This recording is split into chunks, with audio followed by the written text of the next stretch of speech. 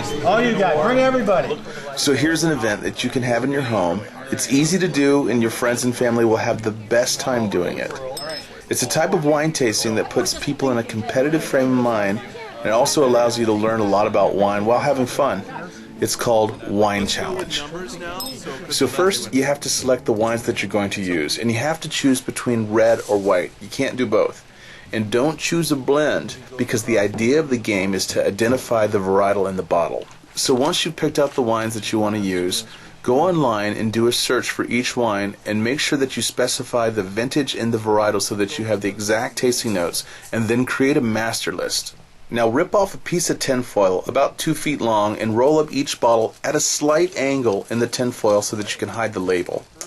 Now randomly letter each bottle of wine with a black Sharpie, and don't make an effort to know which bottle's which. Go ahead and confuse yourself. This is going to make it more interesting and fun for yourself as well as your guest. When you're ready to start the competition, hand out a piece of literature that explains the rules of the game and lists the specific varietals that everyone is trying to identify.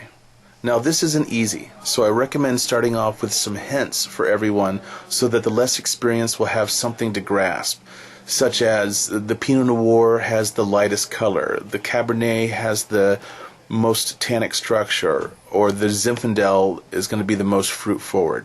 Now I know it sounds like an extra step and more work for you, but it's important that you sample each of the bottles of wine to make sure that the bottle isn't corked, as in tainted or gone bad. I know, work.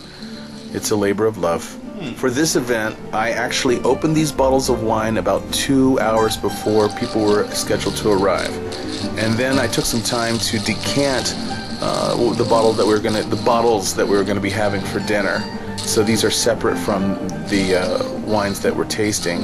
And what you see here is me decanting a Super Tuscan through a Venturi aerator into a Riedel decanter. We laid out a spread of food before the wine challenge began so we could give everybody an opportunity to get something on their stomach. We also encouraged everyone to drink a lot of water. When people become competitive in this environment, they may not be aware of how much they're drinking. It's that much fun. As we were waiting for everyone to arrive, we took some time to mark each wine glass with a wine charm. And we also poured a little bit of a sparkling wine, not a lot. We did a sparkling rosé from South Africa as a palate cleanser and give everybody's palate a chance to wake up. And it was a true contrast for the red wines that we were actually going to use for the wine challenge. Once everyone had arrived, we gave them a chance to mingle and catch up before we began the festivities.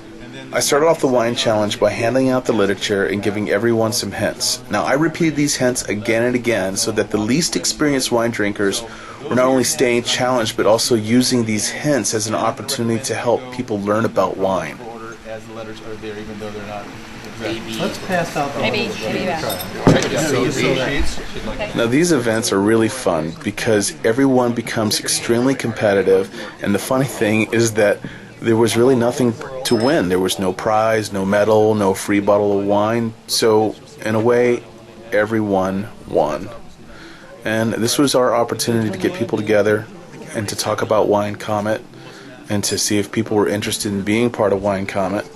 And of course, every expense that we spent for this event was a write-off. We have started our own wine business through Wine Comet, and we have tax write-offs with our business, and this is one of them.